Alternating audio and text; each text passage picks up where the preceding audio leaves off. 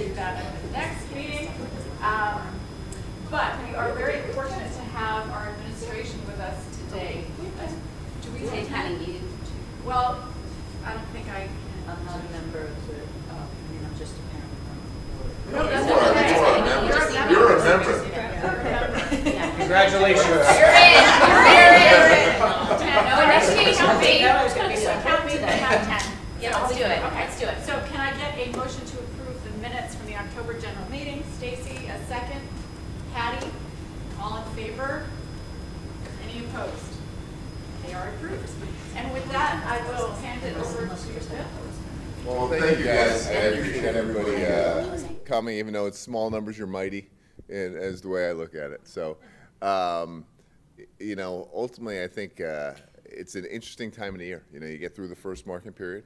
I think it's kind of almost like a flagship moment. You get to a quarter in the year. That's a good thing, but also a little bit of an opportunity to kind of regroup and start over again. I was just saying for my daughter, even she finished the first quarter of her senior year, so she was able to get those grades in. But now she's like sick today, from so getting all the college applications out and doing all that. It's it takes a toll on kids. So it's a hard, stressful thing. And I think grades themselves at the high school level can be hard and stressful. And when you get to a quarter mark, it's an opportunity to kind of reflect, ask questions. If there's any concerns, I think you should reach out to teachers directly. But today we're fortunate because Dr. Susan Bliss is here, our school climate coordinator, who's going to review our school climate survey that was done we have a couple more people. Awesome. That was done last spring. We're really proud of the climate we've created here at the high school, but like anything else, there's always work to improve upon. So I think Susan will take some time and review that with us. Then I'll open it up to you guys to ask our administrators any questions you have, and then we could take a brief tour, if you'd like, around the building. So I think it's something we did last year. But I think it's a good thing to do. It's funny, when you get to high school, all of a sudden your kids kind of push you away a little bit. And for some people, they're like never in the building, So I think it's a good thing to be able to just kind of check out the place. Now, we won't go into classrooms per se, although we did get an invite. The choir's going to be singing. So we did get an invite down there. So that is an opportunity for us to check some stuff out. So I hope you guys are happy to be here. I hope you've had a great first market period, and I hope your year is going well. Not only for you, but for your kids, obviously. It's really important to me. I think this school is special. Besides my job, it means a lot. It's interesting you have your own kids. I mean, we all obviously have our own kids, but it means a lot to make this school right for your kids and for you guys as a community. So, anyway, Dr. Bliss, you're up. I'm a huge draw here in New Canaan. I'm glad to see that. So I'm really appreciative of each and every person. How many of you were able to see Stuart Avalon last night? We had a good turnout there, right? Like there was, I think, about 100 people, which was nice for the parent. So if you didn't, we're going to try to put the slides up and some of those messages. But it was a great message just in terms of wanting to summarize. Kids do well if they can, and adults do well if they can, right? And I love the adults do well if they can because that's about us. That's the caring part. Which, it's the hardest job in the world, and there's so much respect. My son is 23 in 2 weeks, which I can't believe, and it goes like this, right? But I remember all of those moments of, we'll just say challenge, right? We was talking about challenging last night and how difficult it can be. But just trying to focus on empathy is one of the messages that he gave, and I think it's such an important one. We'll talk about that in terms of school climate too. And I just want to reiterate what Bill said. This is an incredible school. When I was hired to be the school climate coordinator, I was like, what am I supposed to do? It's already so great here, and it's really feel loved and supported, and it's family. You create that. And so hats off to all of you for all the great work that happens. And having said that, we also know school climate is different for each kid. Right? So one child can feel very connected, and then for other reasons, another child might not. So it's really important that we focus on this continuously. So I'm going to talk a little bit about why it's important, tell you about the survey, tell you about the results, and then have it, and we'll do it probably 15 minutes. Does that sound? All right. So I want to start with just the why a little bit, because I know you've all been hearing about this, and I really don't want to be a downer, but I do think it's important that this is on people's minds, right? That we know that kids have been struggling more, that there have been, more depression, more anxiety, more suicide attempts, things that we're really concerned about all the time and thinking about as a cabinet, as administrators. How do we support our kids and make sure that they are in their best possible mental health? And that's why we take so much time and thought about school climate. We know that kids who are connected at school, it's the best protective factor we have. If they feel connected to their teachers, if they're connected to each other, right? So that's why this work is really, really important to us. And you probably heard about the Surgeon General's report, and people were talking about it a lot in the news, that yes, there is a crisis of mental health in kids. But the good news was all the things we can do about it, right? And he specifically outlined so many of these, and the number one was positive school climate, right? That's from the Surgeon General. And social emotional learning, which is basically helping kids to have those skills in terms of self-regulation, social relationships, and decision-making. So all these things are things that we're all working on all the time here in New Canaan High School and across the district to make sure our kids are healthy. So sometimes people say, what does that word school climate mean? It really is about those norms and values that help our kids feel socially, emotionally, and physically safe, right? So it's important that we're measuring not just how they're doing in science, how they're doing in math, but how they feel here at school. And that's so important because it's also predictive of not only their academic success, but their long-term success in terms of their relationships, in terms of overall success and development.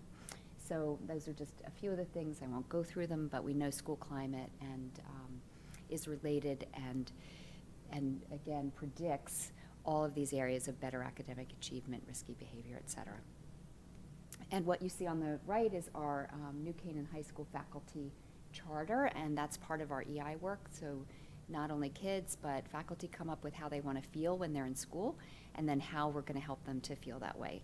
So the words that faculty came up with were supported, safe, respected, inspired, and appreciated, which is great. So we do measure school climate. It's part of a state mandate that we do it every 2 years. We haven't done it since 2018 because of COVID. We were due to do it in April of 2020, and we all know what happened then. So it's been a bit of a time. We picked this particular school climate inventory called the Comprehensive School Climate Inventory, aptly named, because we felt like it really was going to give us some data that was helpful in terms of many different areas of our kids' lives, and it also had excellent reliability and validity. So I'm going to go through a little bit what this particular inventory is like.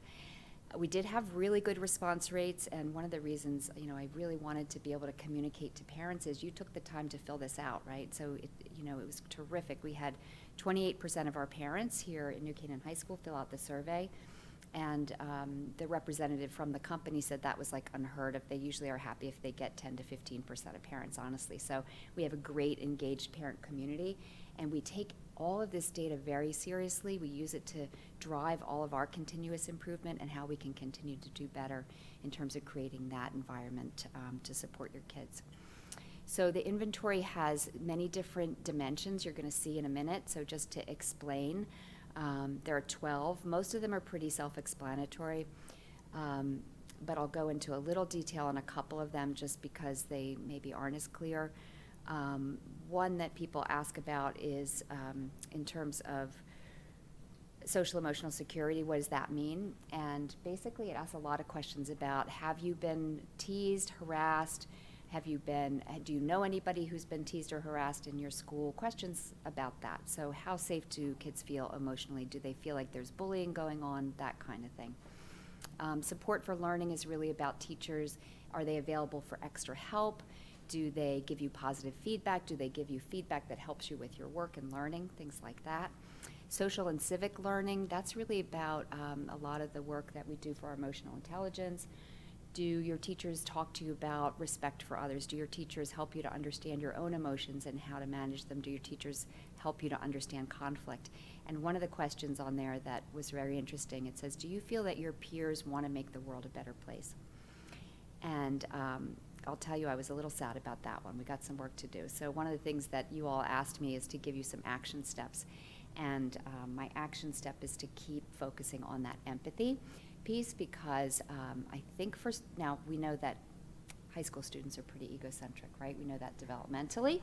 So I get it, it's developmental, but we had about 25% of our kids say that they thought their peers wanted to make the world a better place. So for me, I would love to see that number go up, right? And that's really what this is about. It's trying to look at our data and see how can we improve, and what do we need to do to get there.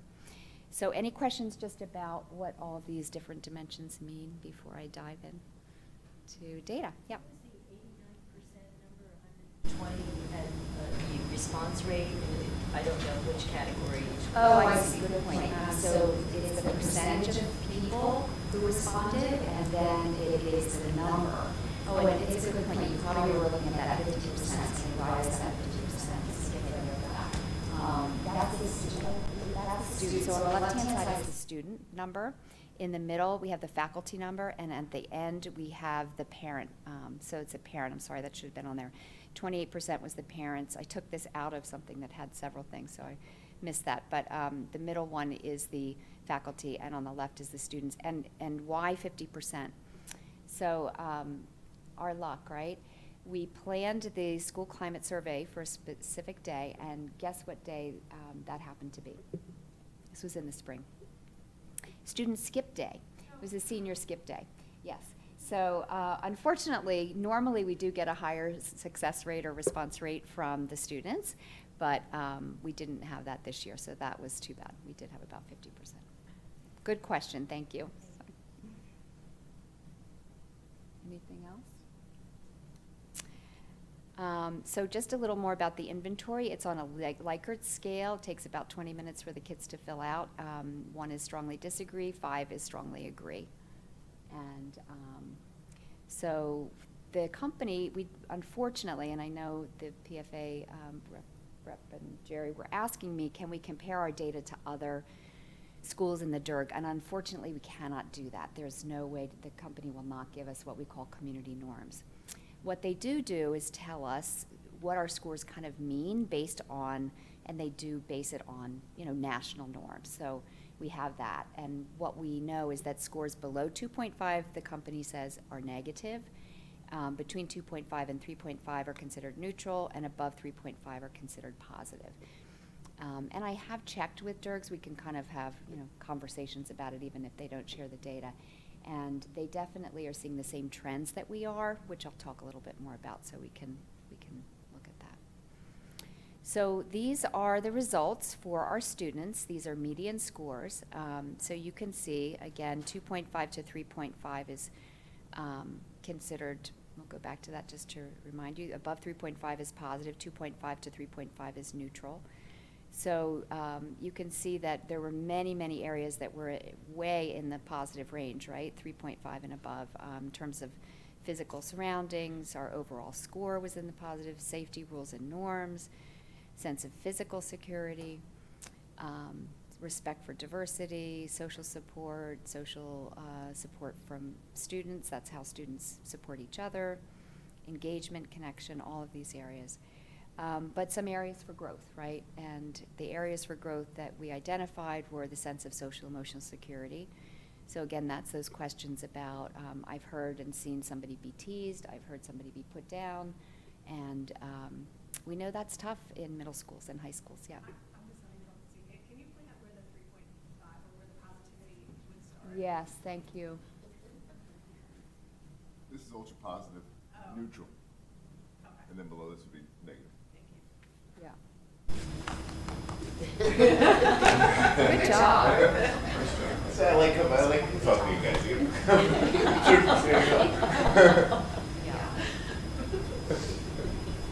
So I think, everyone's sort of keyed in on, first of all, that social media one is coming up across the district, not just the high school. There's one thing I when we looked at it, I do want to tell you about, when we drilled down, a lot of I don't know, or neither agree nor disagree responses from students. So some of what they were saying was, I don't know what other people are doing on their social media. I don't know if other people are being hurt. And they do ask the questions both ways. Has it happened to you? And is it happening to others? Because sometimes kids will say, no, it never happens to me, but it happens to others. So we try to get at it. So because a lot of people were answering neither agree nor disagree, it didn't bring the score down. So I don't think this is quite the crisis where you see that number, you're like, wow, that's really low. Some of that has to do with the sorts of crime. Don't know what's happening with other kids. But having said that, we know this is a big issue for kids. And one of the questions on your social media, it's not so when they ask about social media, it's having been hurt in some way online. Has anybody harassed you online? Have you had any mean comments, something like that? So they're looking at bullying basically cyberbullying. So how does this compare like to the middle school as far as like, is it pretty on trend? It's pretty consistent. Middle school, some of these is a little lower. They're less mature. They don't have those system developing. This is really our age. This we tend to see them start to be a little more mature when they come to us. And even from 9 to 12, we see movement around that. When you're about this little reports, right? Some of the silliness that but we know it's a big issue. It should be, in a 5, right? We want 5 all these across the district. That's really our goal, is to make sure that kids feel safe and never have to live this in any way they need to So that behavior is something we're constantly working on. And I do think our emotional intelligence work is really important in this because we focus on that question of empathy and different actions and talk about that. It's one of the places we try to but that's 20 minutes, a week, and that's where all of you are obviously so important to our heart to keep us really talking about and thinking about how we help kids on, how to help them to manage conflict. Because the other thing that's been so great is it's really good to do setting up focus groups where we get feedback from our kids and we can ask them, what does this mean? And we're going to do an actual data show to kids and say, what do you think of it? What does this mean to do? But one of the things that came up in our REI meetings with kids, they were saying, well, we don't really deal with conflict with each other face to face anymore. All conflict happens via text or negative messages or on Snapchat or right? I see a lot of that. It really is different, right? It's different. Larry has talked about it at least at a meeting. Yeah. We talked about this a lot when you were kids. When we were kids, you would have to say it to my face in some ways, or you said to a friend, but you waited for almost that interpersonal piece. Now you can go online and say stuff and just kind of throw things out there, which is different. Yeah. So I know that those are the areas that we've been focused on, is thinking about the social media piece. We did a lesson last year on cyberbullying, and the kids helped us to develop. Working on digital citizenship more, and looking at other people that in high school. We really focus a lot at the middle school, but we're realizing we need to do more, more than we're already doing in terms of helping kids with this. Because if they don't know how to deal with conflict, that's when you start to see them behavior, right? Because they don't have skills to say, I didn't like from you and could you just stop. Instead, they're finding these alternate ways of trying to speak. So it was helpful to hear from the kids, and I think that's something we want to continue to work on. Sorry, to do. Any other questions just about the student data? I have a question about the support for learning. Can you Yeah. talk a little bit about if you've learned anything about that, and if there's anything planned to, make that a higher score? Yeah, I think that we shared all of this data with the faculty. What we also do is we have a school climate committee at every building that's made up of teachers, administrators, and counselors or a mental health person. And through that team, we take the data and we come up with an action plan. And we'll have a goal around the areas for growth. And we try to drill down. It's a lot, right? We're trying to do a lot of things, but I think it helps us in terms of awareness when we share this with faculty, for them to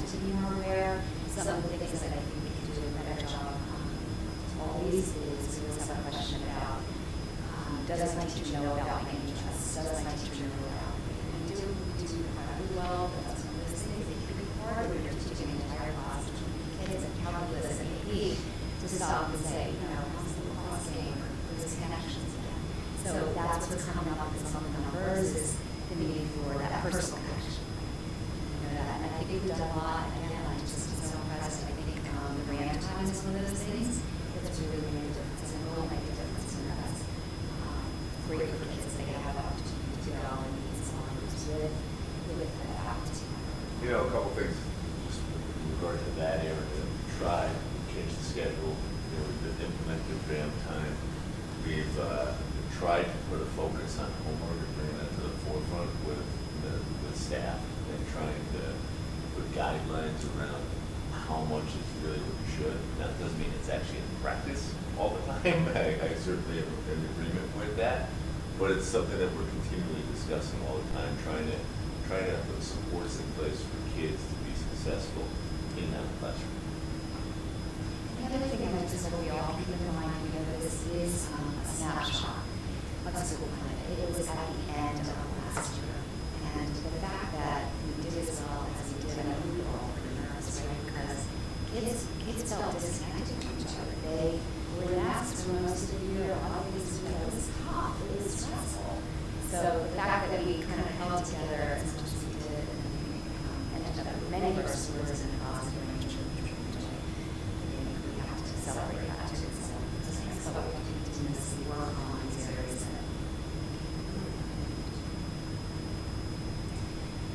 The family scores, and you can see they actually track pretty closely, which I found fascinating to see how closely they did track the student and the faculty for that matter. Social interest security being a concern, and social media being a concern. I think it's the interests are areas of growth, but also many positive scores. I love the school connectedness and engagement of these are high, right? Social support of adults. And again, these are perceptions, and one of the things that we do drill down in our school climate committee is we filter out in terms of different groups. And I will say, you know, do you see some differences whether it's between when we look at gender or we look at race and ethnicity or different grade levels, and then we try to really disaggregate the data and say anything about which groups may not be feeling disconnected, right? Is it special education? Is it special education? Things like that we can start to really think about how to support different populations.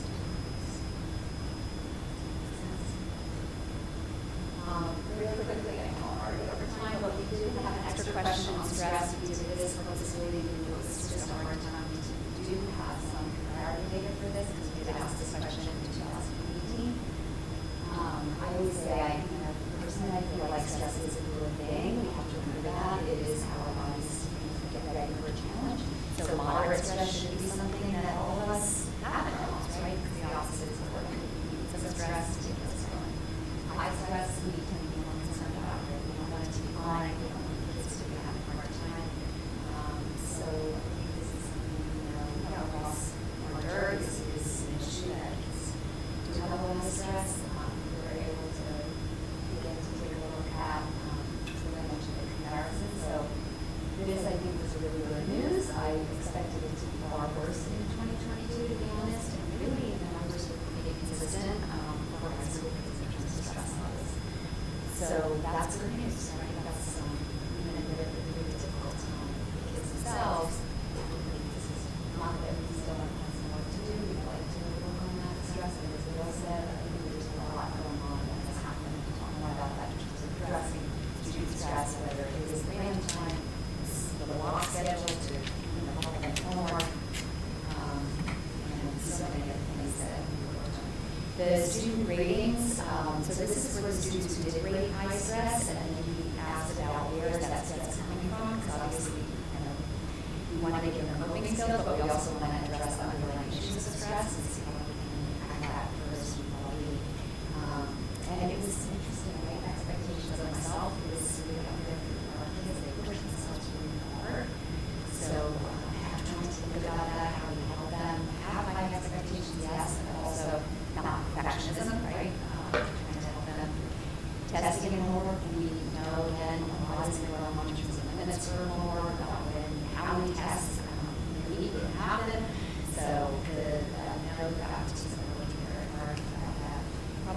those meetings won't be a huge surprise to you, but we do have work to do and to think about some of our kids not wanting to come to school, right? Or having issues around food and stress. Those are important things. COVID not being so much, right, down there. It's interesting. So these are many of the things, not just a few examples, really not at all inclusive of this that we work on all the time, ways that we're continuing to try to increase student wellness. It is so important to us. It's such an important factor to constantly be thinking about how connected are our kids, how engaged are they in learning, how supported do they feel, is this a place that they want to get up and learn and walk into. And, that's just part of we'll continue to do all that work. I can answer questions about all of this, but I don't want to spend too much time. I will just say the emotional intelligence work, I think, has really been a fantastic addition to our district. It's aged well, so if you don't have your kids, the kindergartners are learning about how to identify emotions, how to express emotions, how to deal with conflict at a very early age. And I believe more and more that's coming up and how the skills that we get to high school, so they'll be able to manage their emotions. Learning and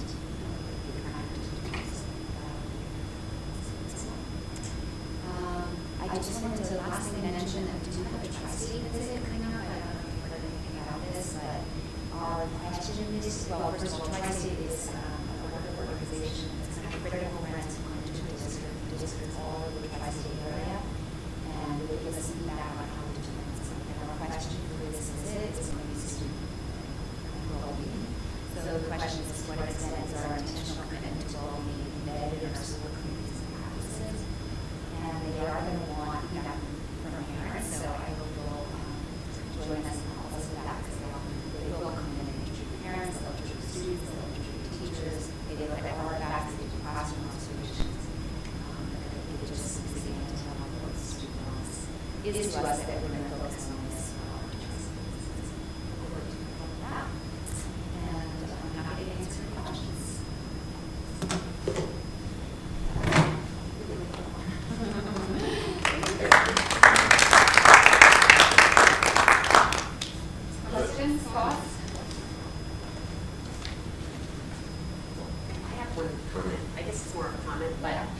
Dealing with there was one thing that said about students learning support, I guess.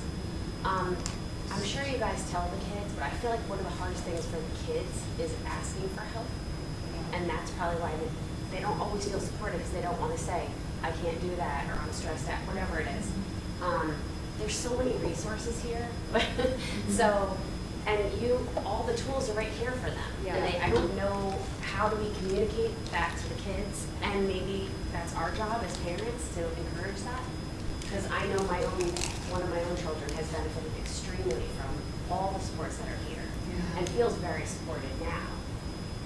I encourage that. So I don't know how we get that message to the kids. I think it's all of our jobs, and one of the things that Larry Sullivan and the mental health team and everybody has put together the video resources, correct? Did you finish that yet? Yeah. So is that an email to everybody?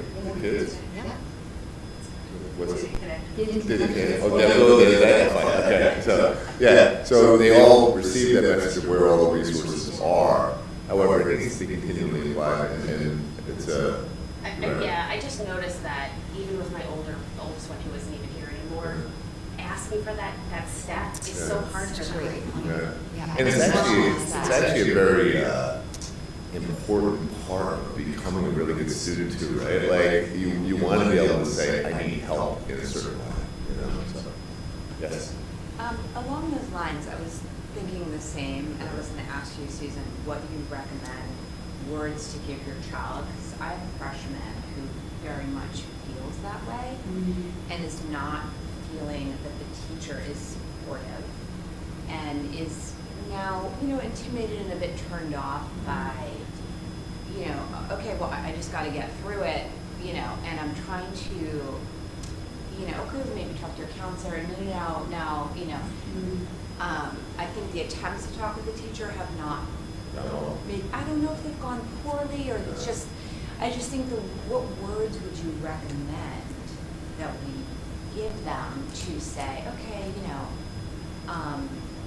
I don't understand something, or I'm not doing as well as I wanted to, like, what words for them to ask for help, because the teacher's been dismissive when he's tried, and maybe he's not direct enough. I'm not sure, you know, because same, he doesn't really know. Have you interviewed?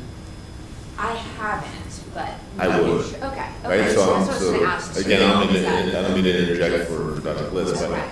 realistically, as a dad, right, of a high Yeah. school senior, you know, ultimately, I do want my daughter to become a self-advocate, but if it's not going well, I have intervened for my daughter and on her behalf to say, hey, my kid is struggling, they need help here.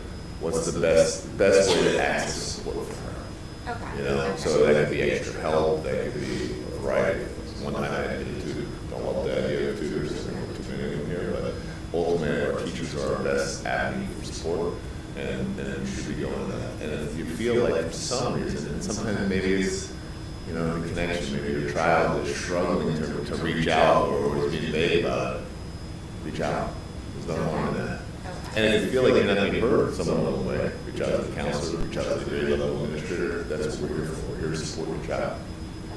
I'm sorry. I just want to say, but I think your question is such a good one, to think about how to help them with words and language, and I like what you said, I think helping them with the I statements I'm having trouble with, and can you help me, is really important that they practice that. And you can also do a pros and cons with them about getting help or not getting help, what are the pros, what are the cons, it kind of puts you in a neutral position, because we know when we push, go get help, the less they're going to want to get help. So helping them to think about and really understand what are the reservations, what are they afraid of, gets in the way. That oftentimes will help to move them a little bit along the way. There's no magic answer, but I think those things are important. And I would say reach out to the counselor, because that's the great role of the counselor, is to be an intermediary. They can meet with your child, help them with the same kinds of things, language, to be a self-advocate, but also work with the teacher to say, you know, are you really taking it seriously, and here's the underlying issue. So all of them, and reach out to them. I'm just going to say, maybe have them put it in email. If it's too hard for them to do it in person, start with doing it in email, so then you can check their words. You can check their words too, and then that will build their confidence on how to move to the next step of asking for help in person. I was just going to say also, to your points, there are so many wonderful resources in the school, and we think that the kids know what they are, and they probably do, but I think it doesn't hurt to remind them, look, you know, if you're writing an essay, whether it's for college or just for your English class, there's a writing center that is, you know, another resource in addition to working with your teacher or working with, you know, fellow student. I think the writing center is There's just like perfect. the whole gamut, right? There's so many wonderful resources here. So I know that it's probably presented them at the beginning of the year, there are sent maybe some reminders here and there, but maybe just kind of putting that in front of them 4 times a year or something, once a quarter, Agreed. just to remind them, here's what's available and here's why you want to take advantage of that. I've heard from countless families and kids, It really is great what we have. they end up going to the writing center their senior year. This is a Yeah. great resource. It's like, oh, we've been the last 3 years. But maybe get a child to do like a video to communicate that, where they, because my daughter is the senior who walked in this year and was like, oh my God, it's amazing. I didn't use it, you know.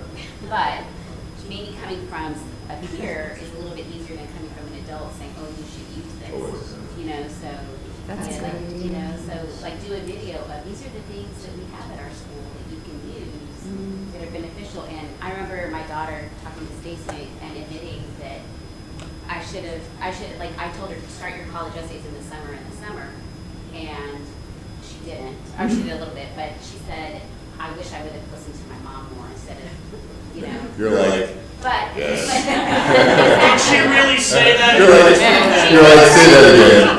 She did, but Stacy commented, I would love my son to hear that from her versus from me. So having the kids be the messenger, not parents or an adult being the messenger. It's a great point. And maybe the broadcast, we could use the broadcast or something like that, and do it, you know, I think you're right, I read over the summer that you have to communicate something 9 times in order to get it across, which made me feel better about, like, why, I told you that, but, you know, no, you have to say it 9 times. So We probably would not. Better than doing some 10,000 times. 10,000 times, right, exactly. I just think a different, you know, a different. From the student, you're right, they listen to each other in a In different a way. way, you know, 'cause that's how mom would do it. What, go ahead. So I think I saw an old video where there used to be a math support, like the writing center. Still is Math Center. Christy will talk a little bit about Math Center. Sure, yeah, so our math center is, it's not a drop-in class like the writing center, but it's, each day there's a scheduled period where some kids are assigned to it. It's primarily an Algebra 1 support. However, if students do have a need, there is an opportunity to work with their counselor if it works for them to go that period to get that extra. And the one thing I would say too is your teachers are the biggest support we hopefully get, right? So there are times during the day teachers are free, kids may not be. There is also extra help, and there's also ramp time. You know, ramp time admittedly is more of a kind of drop it in and get a deep extra help at that time, but you will get some things answered and it's great support for kids. But ultimately, extra help is still an avenue I would encourage everyone to pursue.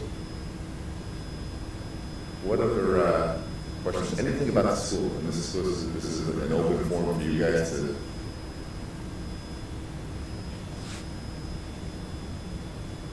Anyone? What about this school climate that you see? I mean, you know, these are data, but I'd like to hear from parents too. What are your concerns? What you see? Is there anything we need to be paying more attention to in terms of our work toward activities? You know, it's interesting because from you guys as families, for some of you, you see what you see when you come up here, right? So like, the school is what it is. Now, not everybody, but like, Ken, you were here when I started. So you've probably seen more of an evolution of what school was to kind of where it is now, where somebody else might be new and be like, oh, this is what school is, this is what it should be, this is what we do better. Ultimately, we want to continually do better, right? Not just be like, we made this improvements. So, like, we always want to hear from people who say, well, if you do this, this would be really helpful for us as parents. Kim always in that spot, so you control it. I'm sorry. No, no problem. Sorry, I'd like to fill the void, but I wasn't going to raise this, but you seem to be looking for topics to discuss. So, as some of you know, we're new to school in Canaan and country. And the school my son was at previously had, the curriculum had a very big focus on, I don't know what you call it here, but on DEI. And I did notice when we arrived, just looking at the website or looking at some of your information, there was a shift away, you'll tell me because I wasn't here, from a big focus on DEI, or whatever you called it here in the curriculum. Why was that? I don't think there's been a shift from a DEI perspective than what you're saying. We want to make kids feel good and feel valued and feel accepted all the time. The language on the goals, the Board of Ed changed some of the language on the goals. That doesn't change my perspective on how I make a child feel in this building. But really, it's really a shift for the language for the goals, more than it is a perspective of what we're trying to accomplish here at the building level. As a district, I'm not trying to take away from any of the district wants everyone to feel that way as well. Want to share any more? Yeah, I just say the same thing. I think we've always had the same focus, which is to build skills for kids to be empathetic, to respect difference, and it's a huge priority for us every day. You know, that's what this school climate day is about, is making sure not just one kid, but every kid who walks in the door feels that way. So, you know, I'm hoping we'll continue that good work. I hear what you're saying, some of the language did change in those board goals, and, you know. And honestly, that was a heated topic around town. Right? But from my perspective, I want every child to feel good, valued, respected, safe. The moment they walk in the building to the moment they leave. And to really love the school. And it doesn't matter if you're a girl, boy, black, white, whatever. It doesn't matter to me. I want everyone to feel good about the school. So hopefully that answered it. No, that's helpful. And just to give you context, and I left my question open-ended. I didn't want to lead you to the answer, but it was, my question wasn't a criticism at all. Yeah. My son's previous school in London had such a disproportionate focus on identity and DEI that actually it was downgraded. The education they were providing was downgraded by government because they were not providing an environment where students felt they could express opinions that might be different from their teachers. And the head of the school was fired. And so- We're not doing that here. And so was the chair of the board. We have policies on, again, not that I want to go more into this topic, but policies need to stay out of the school. People have their opinions on things, and I get that, and that's fine, and all of you can have your opinions, but our teachers should not be sharing their opinions in the classroom. There are times we have to discuss that, with people. But that's generally all that is. It shouldn't be something that comes into the classroom. Always a little bit of concern, especially after an election, you could see some things. So, but I think we really pride ourselves on trying to keep politics out of the classroom. It's a tough thing, right? Because at the high school level, especially, teaching kids to think, not what to think, but to think. And, but that sometimes can go into, challenging areas. And there are certain classes that are purposeful in that the college level courses, the AP courses, they bring up materials that are sensitive. It's the nature of the course that we have to have those discussions. So, yeah. Make sure I read it. All right, is it history buff?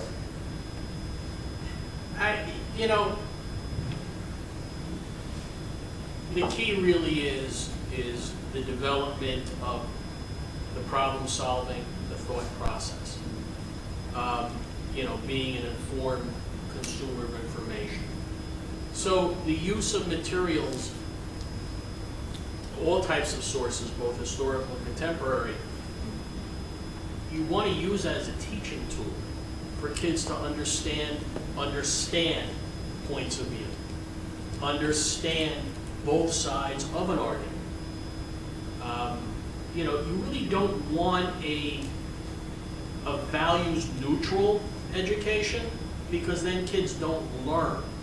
So yes, you want to look at a variety of sources, some of which, particularly historical ones, might be offensive in the country, but understanding why that is the case and having the kids develop that understanding.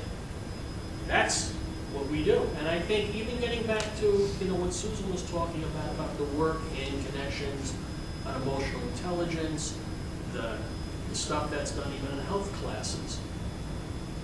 It's about developing an understanding of issues, developing a way of evaluating them, and developing an informed opinion.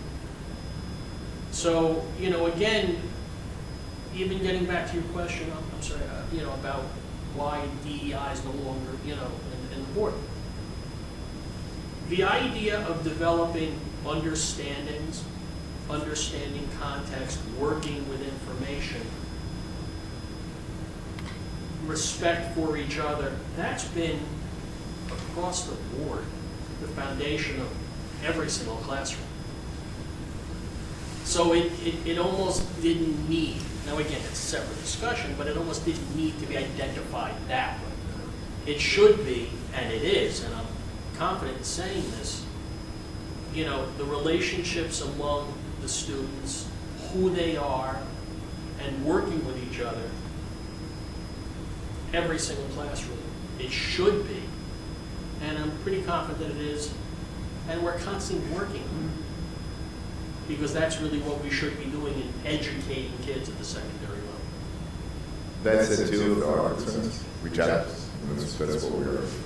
I'm not concerned, I was just That's curious. all. I was concerned, it's one of the. I get it. Yeah. I get it. I also want to say that Art Rollin, he's our grade 10 administrator, and that's Kevin Ryan, and the director of special education as well. They were able to join us. Any other questions? Everyone go on a little tour? certainly can. You don't have to, but you're welcome to. So let's, if we can, let's take a little tour around the building. And thank you all for coming and being a part of our school. So, thank you. Thank you.